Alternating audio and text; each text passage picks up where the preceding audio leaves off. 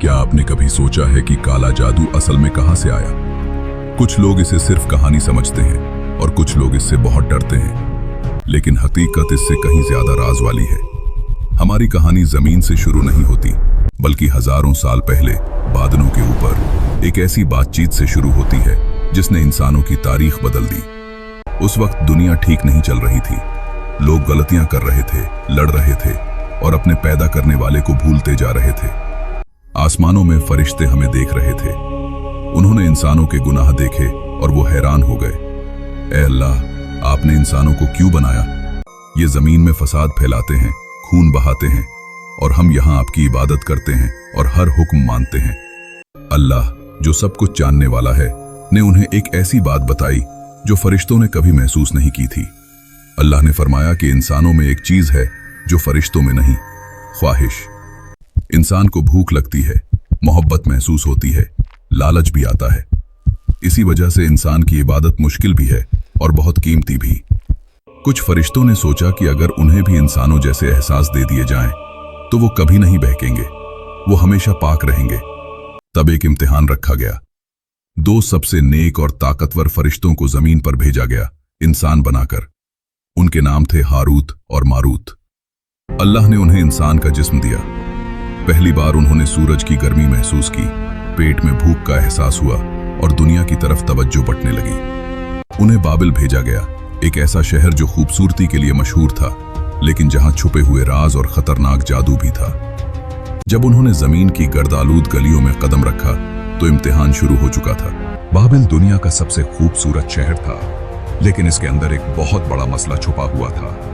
हजरत सुलेमान अलैहिस्सलाम के इंतकाल के बाद लोग जादू के दीवाने हो गए थे। शैतान ने लोगों को यह धोखा दिया कि हजरत सुलेमान अलैहिस्सलाम नबी नहीं थे, बल्कि सिर्फ एक ताकतवर जादूगर थे।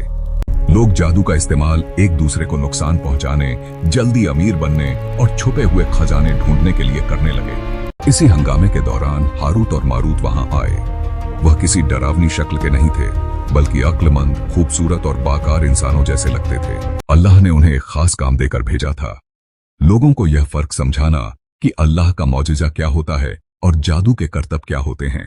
जल्द ही पूरे शहर में खबर फैल गई। बाजारों में लोग आपस में कहने लगे, सुना है, 2 आदमी आए हैं जो ऐसे राज जानते हैं जो कोई इंसान नहीं जानता। वो हमें कायनात के सबसे गहरे राज सिखा सकते हैं।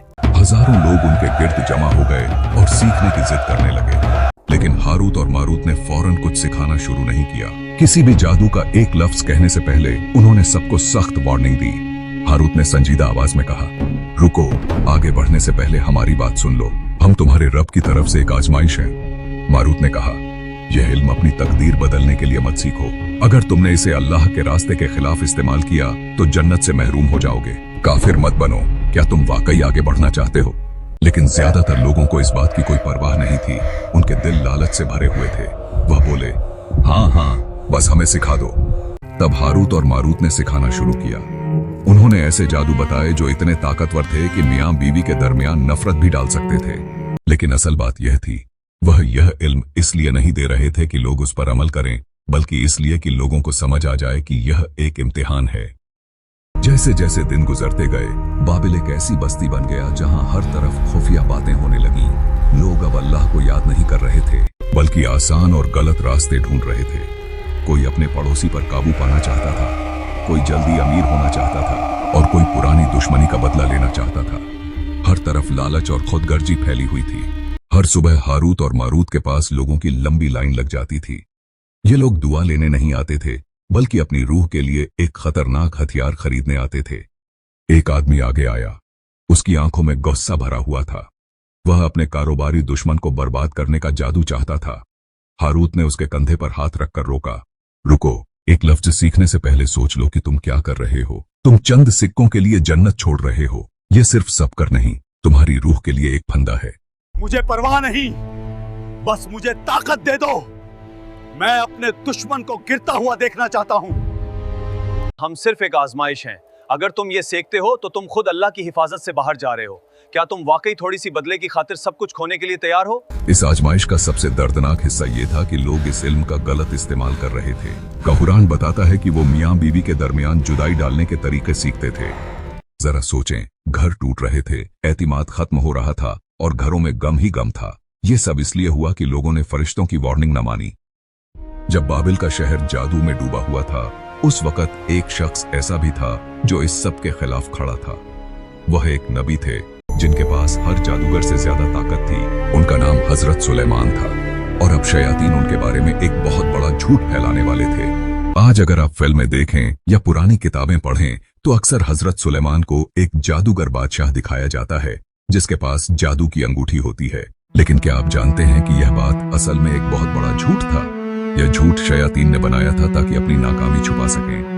हारूत और मारूत के जमाने में बाबिल के लोग जादू के पीछे पागल हो चुके थे, लेकिन पास ही एक और सल्तनत थी जहां हजरत सुलेमान की ताकत ऐसी थी कि जादू बच्चों का खेल लगता था। वह जानवरों से बात कर सकते थे, हवा को हुक्म दे सकते थे और जिन्न भी उनके ताबे थे। लोग हैरान थे। वह पूछते थे, सुलेमान ये सब कैसे करते हैं? क्या वह सबसे बड़े जादूगर हैं? शयातीन को यही मौका चाहिए था। वह हजरत सुलेमान से नफरत करते थे क्योंकि वह अपनी ताकत सिर्फ अल्लाह की रजा के लिए इस्तेमाल करते थे। इसलिए शयातीन ने लोगों के कान भरने शुरू कर दिए। तुम सुलेमान को नबी समझते हो? नहीं, उसने हारूत और मारूत की खुफिया किताबें ढूंढ ली हैं। वह किताबें उसने अपने तख्त के नीचे दफन की हुई हैं। उसकी ताकत वहीं से आती है। वह बस हमसे बड़ा जादूगर है। जब हजरत सुलेमान का इंतकाल हो गया तो शयातीन ने वाकई वह जादू की किताबें निकालकर लोगों को दिखाई और कहा कि ये नबी की किताबें हैं। अफसोस की बात यह है कि बहुत से लोग इस झूठ पर यकीन कर बैठे। वह कहने लगे कि अगर एक नबी ने जादू किया तो फिर हमारे लिए भी ये जायज है। लेकिन अल्लाह ने इस झूठ को बाकी नहीं रहने दिया। कुरान में अल्लाह ने अपने नबी की इज्जत खुद बयान फरमाई। सुलेमान ने कुफ्र नहीं किया बल्कि शयातीन ने कुफ्र किया जो लोगों को जादू सिखाते थे। आप शायद ये सोच रहे होंगे, ये तो हजारों साल पुरानी बात है, बाबिल की, इसका 2026 में मुझसे क्या ताल्लुक? सच ये है कि वह अंधेरा इल्म कभी खत्म नहीं हुआ। आज भी टेक्नोलॉजी और साइंस के इस दौर में खुफिया ताकत हासिल करने की ख्वाहिश जिंदा है। कुछ लोग कहते हैं कि हारूत और मारूत के साथ आने वाले राज आज भी दुनिया के ताकतवर लोग ढूंढ रहे हैं।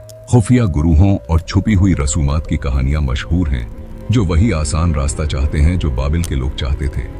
आज भी हम देखते हैं कि लोग बाबाओं और जादूगरों के पास जाते हैं, हजारों रुपए खर्च करते हैं सिर्फ इस उम्मीद में कि उनके मसले हल हो जाएं। वह समझते हैं कि किसी और का नुकसान करके अपनी जिंदगी ठीक कर लेंगे, मगर वह हारूत और मारूत का सबक भूल जाते हैं। जादू एक धोखा है। ये हल लगता है मगर असल में आग है जो करने वाले को ही जला देती है।